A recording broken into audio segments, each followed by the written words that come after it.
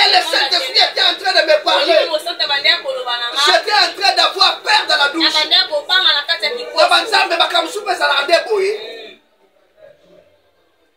Et c'est de là que l'Esprit de Dieu me dit, je suis le Dieu qui sécurise. Toi, va faire ton travail. Moi aussi, je fais mon travail. Amen.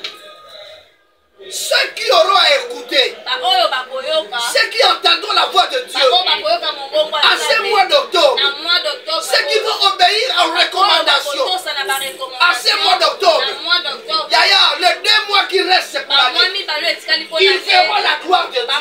Amen. Témoigner l'honneur de Dieu. Amen. Il va nous honorer. Amen. Ce n'est pas encore la fin de l'année. Amen. La fin de l'année n'est pas encore arrivée. Amen. En 2 mois, tout peut se faire. Amen. En 2 mois aussi, tout peut se faire. Amen. Et la personne qui est à côté de toi, tout peut se faire. Tout peut se faire. En 2 mois, quelqu'un peut se marier. Amen. Voyager. Amen. En 2 mois, tout peut se faire. Amen. En 2 mois, quelqu'un peut être millionnaire. Amen. En 2 mois, quelque chose peut se faire. Amen. Le 2 mois représente la puissance. Amen. 2 mois représente la puissance. Amen. Aujourd'hui, c'est une journée prophétique. Amen. Aujourd'hui, c'est une journée prophétique. Amen. Et je suis en train de déclarer une première prophétie. Amen. La prophétie première. À ce culte qui représente le 8. Nous sommes les 8 aujourd'hui. Amen. C'est le chiffre de mon alliance. Amen. Je vais faire bénéficier une personne. Amen. Je vais faire bénéficier cette personne. Amen. Alliance. Amen. Et tout ce qui te dérangeait de la vie, aujourd'hui ça prend fin. Amen. Aujourd'hui ça prend fin. Amen. La mort qu'on a imposée dans ta vie, cette mort-là ne sera plus liée. Amen.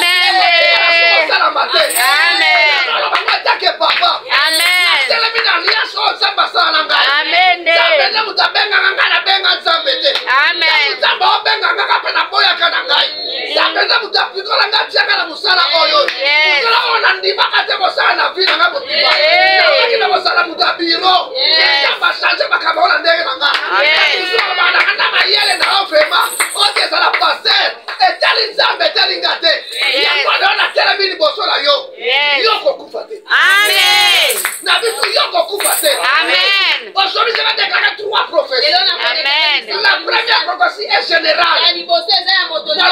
Tu ne mourras pas. Amen. Est-ce qu'il y a des gens qui se parlent? Amen. Papa, Amen. Je dis, toi, tu ne mourras pas. Amen. Je dis, toi, tu ne mourras pas. Amen. Amen. Amen. Amen. Tu ne mourras pas. Amen. La lourdeur de la vie qu'on a imposée à ta vie. Amen. Ça te fera bien. Amen. Décharge de puissance. Amen. Que Dieu te décharge. Amen. La chasse qui t'empêche de prier. Amen. Amen. La chasse qui t'empêche de prier. Amen. Je viens enlever cela. Amen. La chasse qui t'empêche de prophétie à terre. Nazo déclaré na kimia nyonso. Bana nga ba okufa te. Amen. Bana ba osamikila te. Amen. Bana nga ba olia bango te. Amen. Bana nga ba osamikila te. Azanzambe. Amen. Amen. Nazo déclaré biloko bi balona parce que yango balobela kita. Mwana kai okufa te. Amen. Ozava mukila te. Amen. Amen, papa. Je viens de déclarer une deuxième prophétie. Cette prophétie concerne une personne. Je ne sais pas s'il est là. Lorsque j'étais en train de dormir, Dieu me disait, on est en train de menacer sa vie. Mais cette vie-là, on est en train de menacer ses enfants. Amen. Parce qu'on dit ça, nous Congolais. Amen. Parce qu'on dit Congolais, Kokufa. Ah, Nzambe. Alléluia. Général, que dis-tu? N'est-ce pas tel ma sous de l'eau? Non, on va pas la na mutu moko. Amen. Fina yo. Bana na yo. Ata ba ménager bango. Ata ba luki bango. Amen. Ba kosimba mate. Amen. Ba kosimba mate. Amen. Ba kosimba mate. Amen. Ba kosimba mate. Amen. Na kosakora para mukongo na yo. Ya kokufela mwana te. Amen. Na basu mwana te. Amen. Na ngeza na nguya. Amen. Na vita kata vita yo. Amen. Aba bota na césarienne peste. Amen. Papa. Amen. Amen.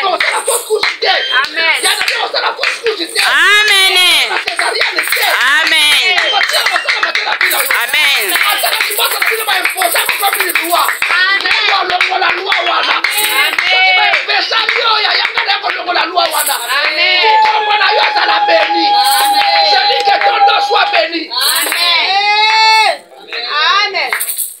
Amen. Je vais déclarer une troisième prophétie. Une troisième prophétie. Mais j'étais en train de voir des gens courir. Parce que tous les gens qui couraient tenaient leurs mains une offrande à billets étrangers. Et j'étais en train de voir des gens alignés avec une offrande de $10. Et Dieu me disait, regarde cette offrande. C'est des billets étrangers. C'est des billets de pas de la RDC. C'est des billets étrangers. Avec nous, le dimanche qui vient, prie pour ces gens. Prie pour ces gens. Une loi est abolie. Une loi est abolie dans leur vie. Ils vont suivre. Ils vont voir de leurs yeux l'honneur que Dieu les a promis. Amen. Pas pour l'année prochaine, mais pour cette année.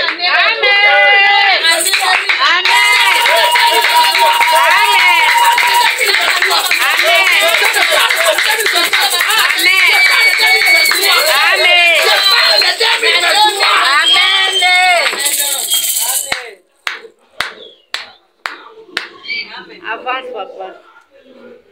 Je ne parle pas de 2024. Amen. Mais je parle de 2023. Amen. Je vois les gens toucher cette offrande-là. Et ça qui n'a enveloppe, mais si on n'a pas beaucoup. Amen. Oh, il y a un mot.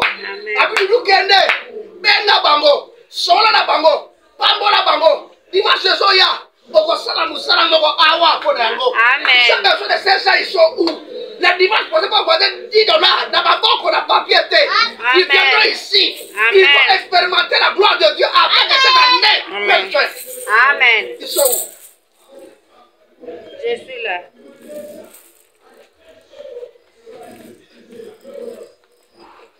Attends, on va remettre $10 l'eau.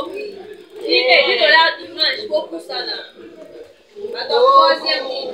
Bameli, como nayo, yone mokozi, Milimo, Toyeli Bosola Lusu, Tuso Pamite, Mana Bisu, Bamelio, Bameli, Tombola, Jésus, Onde Mokonzi, Milimo, Toyeli Bosola,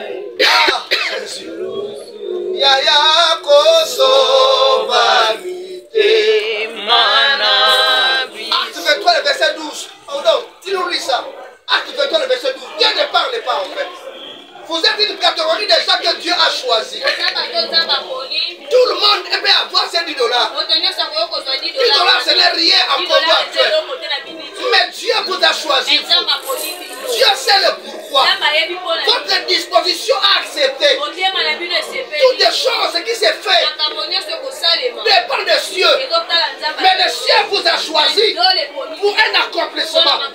Ferme seulement tes yeux et écoute cette parole. Et ferme seulement tes yeux et écoute ce message. Lisez. Acte 23, le verset 12. J'ai lu la parole de Dieu dans le livre des Actes des Apôtres, le chapitre 23, le verset 12, je lis au nom de Jésus. Amen. Quand le jour fut venu, Lorsque Mikolo est commis, Les Juifs formèrent un complot. Les Juifs formèrent un complot. Et firent des imprécations contre eux-mêmes. Et en disant qu'ils abstiendraient de manger et de boire jusqu'à ce qu'ils eussent tué Paul. Amen.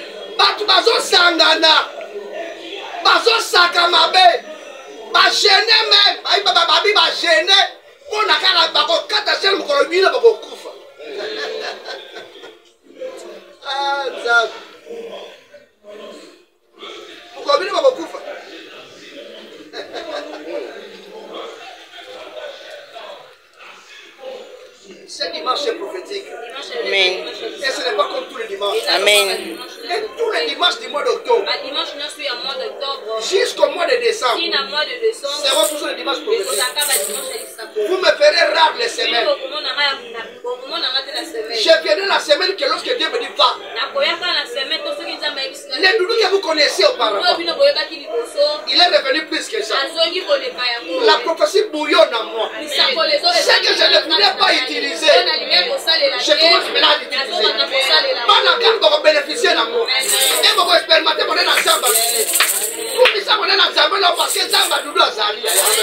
Vous ne mourriez pas. Les $10 là. Ce n'est rien. Ce n'est rien par rapport à ce que Dieu veut faire pour vous. Parce qu'on a imposé la mort dans votre vie. Mais cette mort est ôtée. Cette mort est ôtée. En 7 jours. La 7 jours. Sambo. Comme dans les lots qui ont dimanche soya. Ngala bino to okuta. To komona. To soit na tongo, soit na poko. Parce que ngala okota dans le temple awa. Yaya. Amen. Vous ne mourriez pas. Je dis bien vous ne mourriez pas. Vous ne mourriez pas. Quelle condition écrive cela? Vous ne mourriez pas. Loba ngana benga mate. Loba pena sa aderte. Loba la sa général tenzambe okombo na mipesa te. Donc fana na ngelo mota nzema pesa nga kombo. Na mipesa kombo mon côté. Aujourd'hui, je vous touche. Le dimanche, il y aura une action qui va se faire. Dieu va vous introniser dans les portes du succès, les portes de réussite, les portes d'intimité, les portes de pouvoir.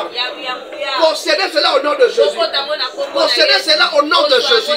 Concédez cela au nom de Jésus. Concédez cela au nom de Jésus. Au nom puissant de Jésus. Que la grâce et la gloire de Dieu s'imposent à vous. Je ris, je suis en train de rire. Je ris la voix qui me dit. Non, pas une fois, je vois 5 fois. Il y a Malobedo, Mingongo, Batou 5 et Zoloba. Et Zoloba. Il y a Bissou et Bissou. Amen. Amen.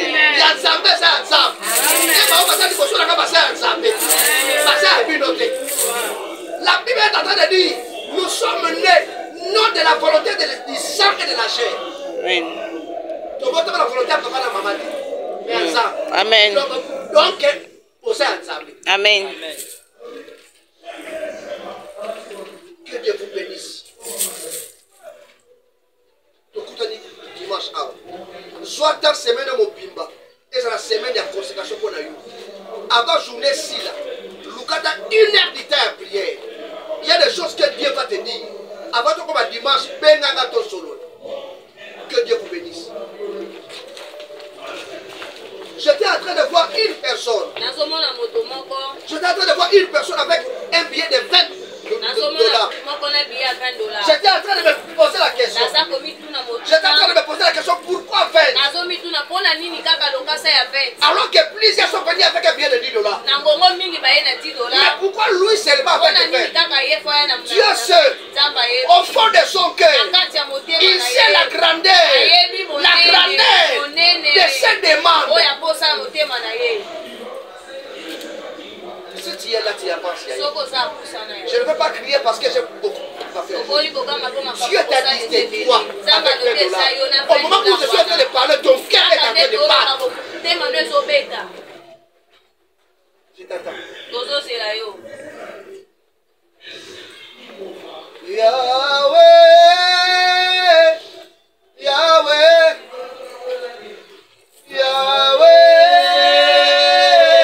Yahweh, nous venons à toi pour te célébrer. Nous venons à toi pour te magnifier, Jésus. Nous venons à toi. La personne est une fille. Est une femme. Dans son cœur, elle a beaucoup de vouloir. Pas seulement des désirs, mais son cœur est saigné.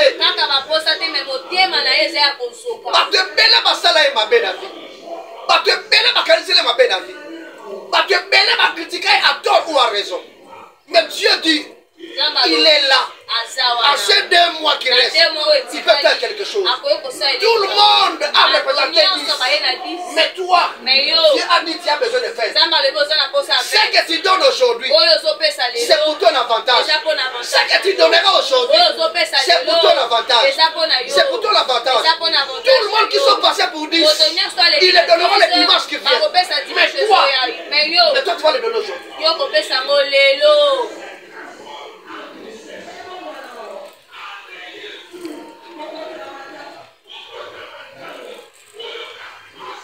S'il n'est pas là, je passe. Mais moi, je sais qu'elle est là.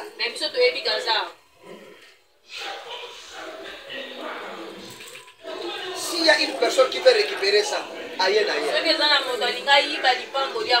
Aïe. Non, je l'ai vu. Et aujourd'hui, nous allons parler en peu de temps. Aujourd'hui, vous allez comprendre réellement qu'il y a une nouvelle saison qui a commencé.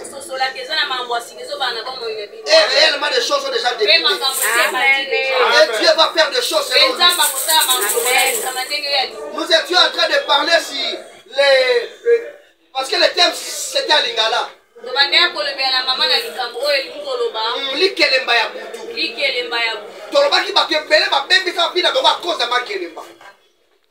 Beaucoup de personnes, leurs vies sont détruites à cause de ristournes. Leurs parents, leurs parents ont fait des échanges d'eau. Les échanges d'esprit, les échanges de choses, et en retour, on leur a demandé le bonheur de leurs enfants.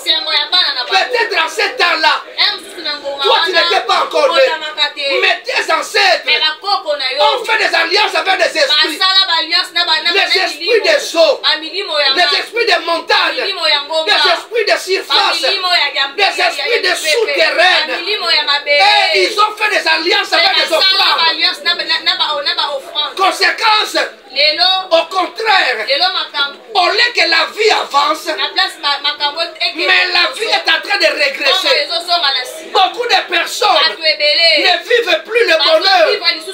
Beaucoup de personnes ne vivent plus la joie. Mais ils sont en train de vivre les conséquences des alliances antérieures. Elles n'étaient pas encore nées. Tu n'étais pas encore sur la terre. Ton père et ta mère n'étaient pas encore mariés. Mais tes aïeux, ils ont fait des alliances. Et ces alliances, conflit avec les esprits, ont donné comme conséquence le manque de mariage aujourd'hui. Le célibat aujourd'hui. L'accouchement prématuré. Les accouchements de fausses couches. Amen. Beaucoup de circonstances qui font pleurer. Venir de ristournes. Et dans la Bible, nous avons lu, il y avait des femmes qui étaient en collaboration. L'une des femmes est venue chercher l'autre. Et il lui a dit, comme les temps sont difficiles, les temps sont devenues difficiles. Prenons ton enfant. Mangeons cela. Et demain, l'autre jour, nous allons donner, nous allons manger mon enfant. Amen. La Bible dit comme ami. Il y a des rois. Lorsque le roi était en train de passer, l'une des femmes a intervenu. Il a trouvé le roi. Ami roi. Il y a un cadre de Cambo. Et banaka la makambo, et banaka le lote. Maman Denis, et banaka la. La Bible est ça déjà. La Bible est ça déjà. L'une des femmes a dit au roi, roi, nous avons fait une alliance avec cette femme. Et elle m'a dit que nous mangeons mon enfant. Après, nous mangerons les siens. Nous avons mangé mon enfant. Mais il était qu'on mange son enfant. Il refuse de donner son enfant. Et le roi a déchiré ses habits. Le roi a déchiré ses habits. Comment pareille chose peuvent se faire ici en Israël? Beaucoup dans nos familles sont en train de subir les conséquences des alliances de leurs parents. Amen. Mais ils ont subi les gens viennent bon ils fournissent des efforts. Mais la vie ne marche toujours pas. Même dans les relations intimes, il y a des hommes qui t'aiment, il y a des femmes qui t'aiment, mais les relations finissent par être rompues. Il y a une alliance qui crie célibat. Il y a une alliance qui crie célibat, célibat. Beaucoup de personnes ne vivent plus ce que l'Éternel a écrit dans leur vie. Tu dois savoir une chose. Dieu a écrit dans la vie de chacun de nous une prophétique. Je dis bien une prophétique. Des éléments qui vont apporter la prophétie dans ta vie. Mais les prophétiques de ta vie sont détruits à cause des actes que tu fais aujourd'hui. Les actes que tu fais aujourd'hui empêchent que les prophétiques ouvrent la porte des prophéties. Amen.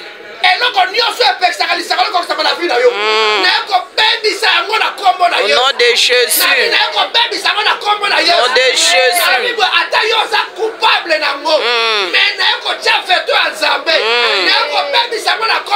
Amen, papa. Que Dieu est en train de dire à David, le bonheur, oui, le bonheur et la grâce. Mais j'aime la Bible par sa définition originelle. Lorsqu'on parle de la grâce définit par la faveur de Dieu. Et la faveur. Faveur, normalement, so babi ba compter batu. O ba ko pesa ngo ni kam. Yo ba ko compter. So babi ba tala batu, o ba ko bala. Yo ko sala lise wana te. Compter ba kambo sala. Mais faveur nzambe ponika yo. Yo ndeko ba. Amen. Na musala mo ba oluka batu. Mais so ba tala ma yo ndeko zaleli, o ko sala musala la te. Mais faveur nzambe ponika yo. Amen. Lorsqu'on parle de la faveur de Dieu, on parle tout simplement de la disponibilité de Dieu, de faire lui-même ses propres choix.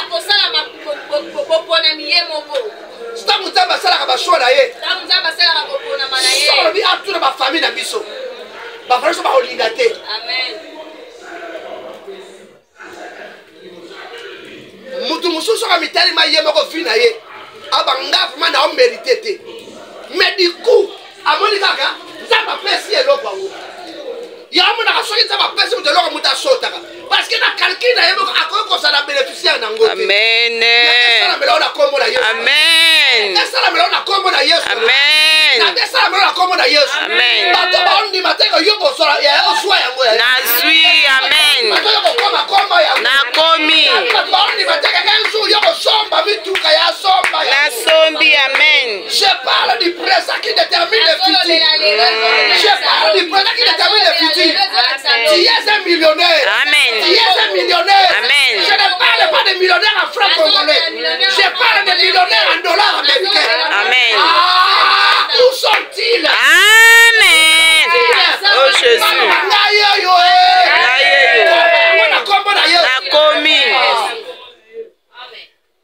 Il est plus que temps que tu vives la gloire de Dieu.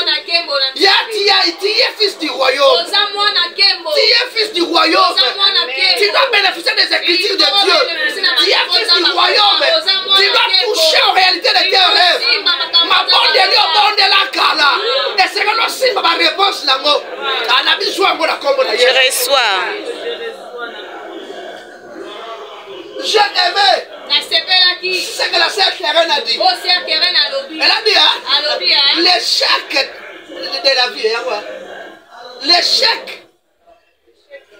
l'échec dans la vie n'est pas l'échec de la vie.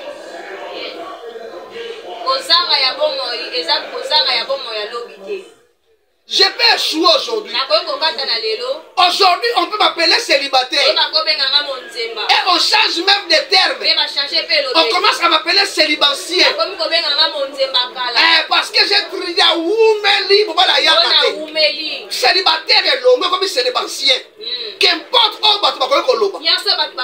mais si le sifflet de Dieu siffle dans ma vie, lorsque le sifflet de Dieu siffle dans la vie de Dieu, attends-moi si à tel ennemi. Amen. Jésus. Ekosalama. Amen. Amen. Amen.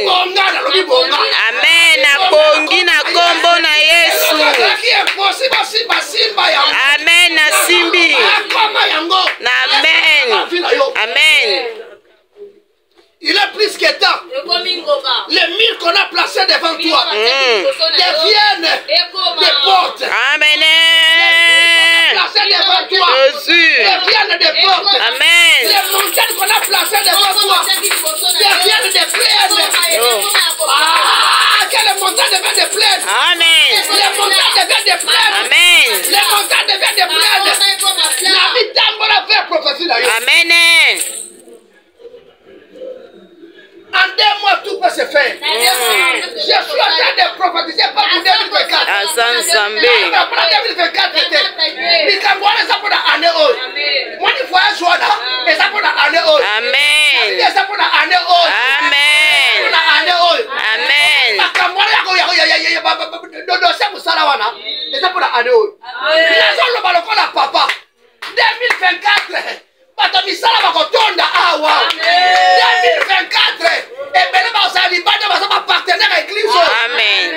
2024 batebele bakotémoigner bakocélébrer année de l'honneur. Amen. Yaya tu diras réellement Dieu nous a promis l'honneur et on a reçu l'honneur. Amen. Vive vraiment la combo na Yesu. Amen. Cette fois-ci on l'a tête. Amen. Non bala mutu bako cette fois-ci on l'a tête. Amen. Et on raté sauté. Amen. N'a bien on raté sauté. Amen. N'a bien on raté sauté. Amen.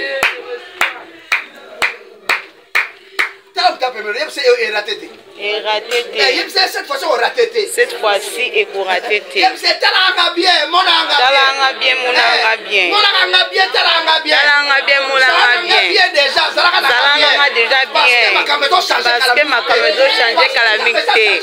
Parce que Nzambe si da changé ma caméra. Eh, bâti bandi. Amen. Il faut que les gens se posent des questions. Oh. Ezangai. Ezanga. Ezangai.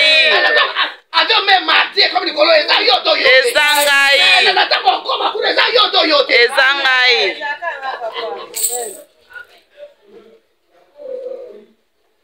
Nasina mwana mutafuaza na poto. Me aondi bagate. Ke ana poto. Abimi. Asibamote. Bono tiganga. Nene so bata kwa na selembao. Basi te. Oza na Suisse. Habite. Ngaite. Nga vraiment on na boko na poto. O me o uti doto so na aéroport. O matin na avion. Oui. Na mona ki na matin na avion. navandaki mpe bakoservir nga na bafille ya mike wana babelanga français nalekwananga français bakaboyelaka damas nalia damas nde kaka damas me nakiti na avion namoba te eza changement eza selembau te me po etika nyonso bakwananga selembau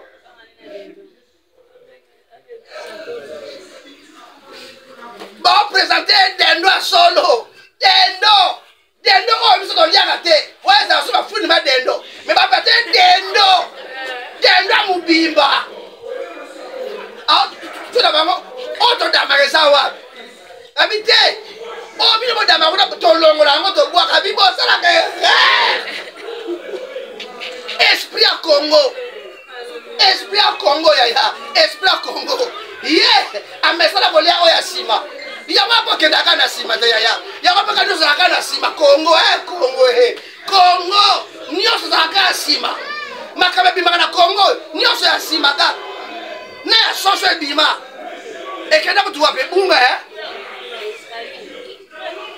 bapresente dendo me yabi te oyo te alukeloko nsima base awa ezalaka te ebwakamaka abibosaba olukelanga ta poso nani ya poso omonike akomi na Suisse me esprit ezaka seleba nzamba mema na boulevard na ya faveur amen nzamba mema na boulevard na ya faveur amen quelque soit makelemba famille na bino ngetalinga te etalinga basalaka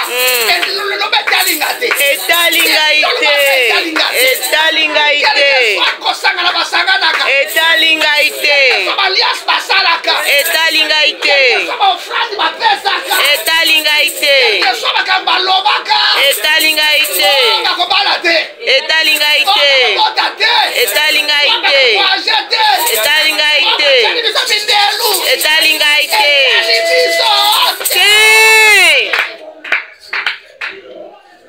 tout ce que l'homme peut déclarer pour son prochain, même s'il est le parent de ses prochains, mais le Père spirituel est en mesure de ôter cela. Je me dresse contre toute opposition. Je me dresse contre toute opposition. Na tele mili bosa opposition à vie na yo. Na tele mili yango. Na kwesi yango. Na niati yango. Yango. Na bengi bota lola. Etumba yango. Epela mato nom de Jésus. Kota la domaine ali sakoli na yo. Amen. Nabi kota la domaine ali sakoli na yo. Na koti. Oh, c'est là qui est impossible la vie doit être comme possible. Amen. Nabi comme possible na. Amen. Nabi comme possible. Amen. Oh, c'est là qui est impossible comme possible. Amen. Yeah. On va tout filmer là on a vu. Joie yango. Nabi joie yango. Nabi joie yango. Nabi joie yango. Comment baso bengo lelo eza kombo na yo te. Oh. Comment bengo eza kombo na yo te. Oh abala te. Eza kombo na yo te. Ya kombo na yo te. Ton nom n'est pas ce que les gens t'ont donné. Amen. Ou les circonstances t'ont donné. Si vous avez un célibataire, il y a pour le moment un célibataire. En attendant, dans un célibataire. Mais, les bananga, ezali. Vous avez un chômeur, ezali bien. Un chômeur pour le moment en attendant. Mais vous savez, ezali bon. Oh, amena, on va voyager à Kendaka, oui. Où est-ce qu'il y a? Mais ce qu'on doit la saison à Sika. Saison à distinction. Amen. Bon, moi, la manée donc. Oh, Jésus. Amen. Il est plus que toi, c'est Canavina. Amen. Et comme il t'a mon amour, c'est et comme il t'a mon amour, c'est pela. Et comme il t'a mon amour, c'est pela. Objectif, n'a pas à toi, l'élo. Et ça, pourquoi ils savent Amen. Qu'est-ce qu'ils ont dit sur ta vie? Qu'est-ce qu'ils ont prononcé contre ta vie? Les alliances qu'ils ont fait. Mais moi, ce matin, je viens de le faire. Amen. Amen. Je ne parle pas à tout le monde. Amen. Jérémie 31. Les versets 29 à 30. Makambo est changé, yaya. Attends, ma culte est changé. 12 heures culte est ici. Avant 12 heures. Culte est ici. Lis, yaya. J'ai besoin qu'une personne écoute attentivement. Moi j'aime les animateurs. Animateurs terme la maman c'est pesanga makasi. Yoke loko. Et lorsque ça va pas, voilà, on t'a porté ma yoke loko mais ça c'est aller boire et le boire ça nyama ngado. Makamato mais ya bakate. Mutaoya ba nyoko ma fondu nyoko no. Siko ba nyoko fondu. Engolo bani message de ça. Yoka loba.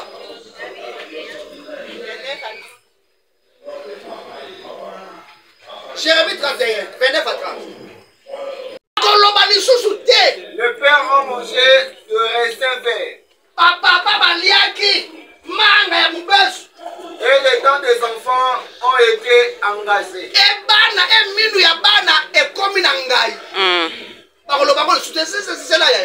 Parce que termine la bouche des parents et les dents des enfants. C'est ça.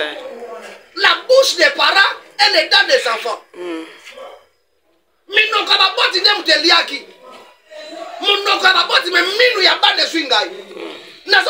Question.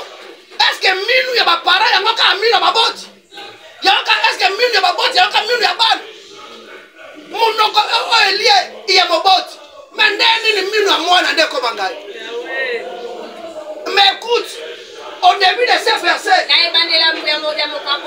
Dieu est en train de dire, on ne parlera plus de ça. La Bible est parole shooter. Amen. Parole shooter. Amen. Makambo na bango basala ke tali yote. Etalingate. O ba sacrifice ke tali yote. Amen. So ba sacrifice bala ya bato. Ba sacrifice ya bango me ya yote. Amen. Ya ba no pete. Amen. O mwende ko sa oye yo mokote. Amen. Oye na mukongo na yo. Amen. Na bana na yo. Amen. Lo sapo to sa lelo. Ezaka ya yo mokote. Amen. Na mukongo na bana na yo. Amen. Mwana mwasi no sasali awa. Lo sapo to sala ya libumu na yo. Amen. Libumu na ko bimisa n'importe qui te. Amen. Je viens poser le surnaturel. Amen. Je viens poser le surnaturel à ta vie. Amen. On ne parlera plus jamais que la bouche des parents ont mangé du raisin. Et les dents des enfants ont été agacées. Continue ailleurs. Verset 30. Verset 30. Mais chacun mourra pour sa propre iniquité. Ah, chacun mourra pour sa propre iniquité. Quiconque qui mangera de raisin vert, ses dents en seront engagées. Amen. Bon lelo, tu vas changer mon score. Amen. Yaya, alinga lo jango. Tawo alinga. Ie, ana problème. Yoka la lingala. Lingala ezaka bien. Yoka. Bakozala koloba lisusu te. Engoloba nakala bazalaka koloba. Que papa sacrifie bana ba vie baby. Na beta na soro ya mutu akoluka kisi pona bilanga na ekola. Bilanga. Omwe na vie oyo. Batu musuba simba kisi pona busoba. Na sina mwana mutu oteka nguba. Ako simba kisi. Kisa mwana nini? Mutu no oteka pembeni na ye ateka te. Ah, mutu mwindu soba. Pona ngam tu soro do kisi, oboteka bikolo misato. Et comme tu as un sac, mais quand tu as un kisi, donc kisi pour na batu, parce que nous basso batte karaté. Ako simba kisi, camarade na memiye, bakei wa na manianga, basimbi kisi, bapesi kisi ya mbongo, babi bilanga na kokolo. okosoma babilanga ebele effectivement mpe asoma bilanga ebele asali bilanga akomi kozwa bato na ndako na ye mbongo ebimaka chaque jour afutaka bato asomba tere bilanga ekoli taka teki mbongo akomuta asomi na bakamio mpona ebimisa aza komoka ayebani na Congo Central bobima akomi na mbongo nganga sengi eloko te ye utaosepela abi o ma vrai kisi o aza anga moko gentil asengi eloko te mais après 10 ans nganga ana bimela ye abi bon osali mpe pendant 10 ans ekoki siko tourne siko pesa to peso nini nganga na peso combien abi te na la posa mbongo te pesa nga bana 10 na wana abalaki aboti bana 4 abi na nganga nganga luka ata solution mosusu abi te naka na posa bana 10 ya makila na yo naka na bana 4 abi bana 4 ajouter 6 non ça ndenge nini abi linga basi yo basi wana bala bango coutumièrement mpona eza na efficacité abala basi 6 alukela bango na bandako mpo azali na mbongo me basi wana nyonso bamonaki kobanda zemi me zemi ekolaka te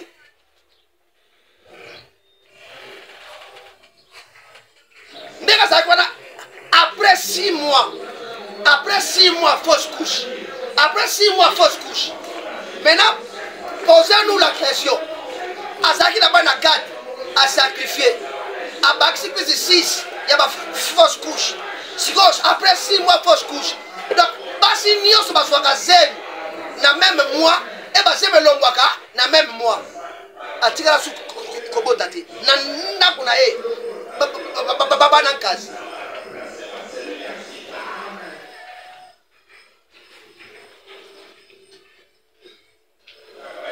soko ozalaki liye na kati ya famille wana naye koloba boye nzambe alobi makambo wana ezotala su yo te oyo baliaki manga na bango bango nde minu na bango esala nini ekoma ngai yo te. Est-ce que je parle à une personne? Amen. Est-ce que je parle à une personne? Cette personne est où, Azawa? Est-ce que cette personne peut acclamer?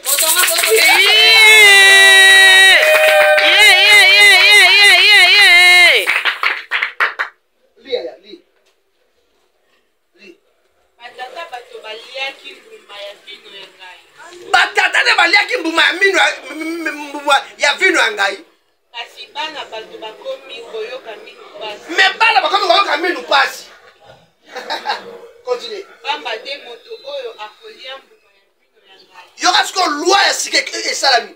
Moto akolia mbuma ya vino ya ngai. Ye moko moto akoyoka minu pasi. Ye moko nda koyoka minu pasi. Mate esilaka te. Na ina sambela siko pona yo. Lo samba na ezaka moko. Mutu akosala mabe na famille na bino. Mabe ane ekotala su yo te. Amen. Je parle du présent et je parle du passé. Ce qui n'a passé, ils ont eu à faire des choses. Ils ont eu à faire des alliances. Et ces alliances-là ont eu des conséquences sur nous. Ça, c'est le passé. À partir d'aujourd'hui, les conséquences du passé ne toucheront plus jamais à ta vie. Amen. Ne toucheront plus jamais à ta vie. Amen. Ne toucheront plus jamais à ta vie. Amen. Ne toucheront plus jamais à ta vie. Amen. Je le déclare, ça ne touchera plus jamais à ta vie. Amen. Tu es libre au nom de Jésus. Amen. Je parle en tant que prophète. Je libère ta vie au nom de Jésus. Amen. Je libère ta vie au nom de Jésus. S'il y a une possibilité de mariage, mariez-vous au nom de Jésus. Amen. Nakati singa nyonso bakanga mpona bobala te. Amen. Kati yango. Soki bakata singa moko mpona bosalaka te nde kokata yango. Nyonso oyo baimposa na famille na bino nde kokata. Na tombo na bango nanga mobali. Je lève ma main. Cette main est une main prophétique. Quiconque touchera, il met dans sa tête quelque chose de nouveau. Commence dans sa vie.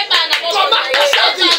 N'importe qui te toucherait. Toute personne que te toucherait. Qui est dans ces lieux. Qui est dans ces lieux.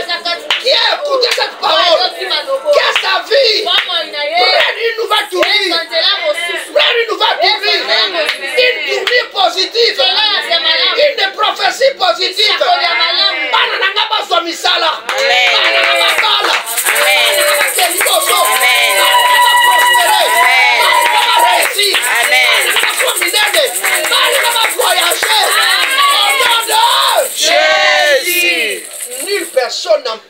la volonté de Dieu dans ta vie. Cours vite, Yaya. Viens venir ma main.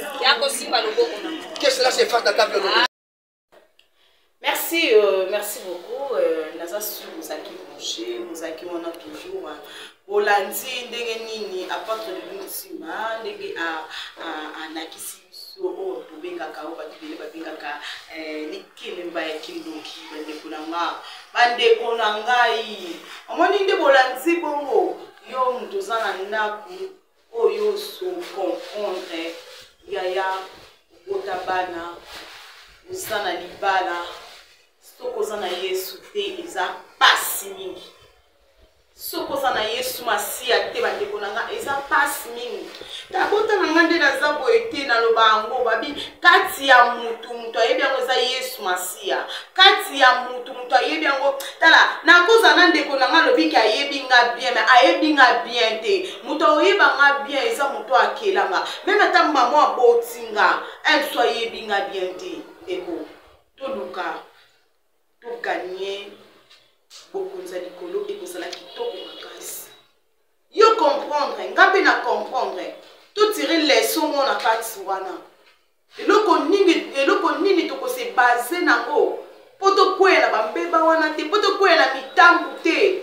Tout à la temps to komi nango. Le temps de la fin bientôt, le temps de la fin, to vivre, to so mona makambo ebele. To so mona makambo ebele na mokilo yo. Tous ceux qui ont été dans le foyer, tous ceux qui ont été partout, tous ceux qui vivent en Makamba, des Konanga. Bukama Bolongo Bondi. Moninga Malam eza Yesu Masia. Moninga Malam eza Yesu Masia. Tala, mamisuma lobaka moninga nanga Malam eza mobali nanga omikosi. Moninga Malam eza mama nanga omikosi. Moninga malamu neza camarade nanga o micro sinde konanga. Moninga malamu eza Yesu Masia. Tangu na problème, tangu na likambu na okende wapi. Soki na kimi refuge na ngepa na ete. Inda pesa ka consolation. Inda pesa ka makasi ndeko. Ngibino mingi. Ebike bino ko linga mingi. Bon dimanche à tout le monde, bon dimanche na bande konyo surtout au lingaka Cynthia Bombo, bon dimanche à ma tante sa maman de Likoti les quais de Ritipantu, bon dimanche à Dorcas nakati ya États-Unis de Cosmawanti, bon dimanche na Hervé Pana de nakati ya États-Unis, bon dimanche à Eve Dianza, bon dimanche à Yolve Diama Verte, bon dimanche na Bino Nyoso o bolingaka Cynthia Bombo, bon dimanche à Tabache les Perques, bon dimanche à Ibraton Piana, bon dimanche à Chile Likoti, bon dimanche à Bika Likoti, bon dimanche à Jenny Likoti, bon dimanche à Malikoti Nyoso tout, bon dimanche à Kawata, bon dimanche à Pati Kawata, bon dimanche à Lokasa Likoti et bon dimanche à Aslen Baladionga ma fille chérie, je t'aime beaucoup. Merci beaucoup na Bino surtout au Sepela la Cynthia Bombo. Ba commentaire na Bino et ça la kitoko makasi mingi. Moutouné surtout azana posa ya prière, azana likambu et le comme que zo lekela ya Monique ya suki na ye bandeko basani na nzambe bazalaka souvent pembe na biso pona ko orienter biso, pona ko sunga biso, mais utana na musani na nzambe aza ya solo. Utana musani na nzambe aponama. Ngalo bango soki batie sur 100 ya basani na nzambe te ba prophète sur 100 c'est que basa 15. C'est que basa 15 au sel na nzambe na bosolo. Nyonso etikali ba ponama soki eza na nana. Na lingi bino mingi babone na masite bongo. Vous abonnez pas et je vous aime beaucoup.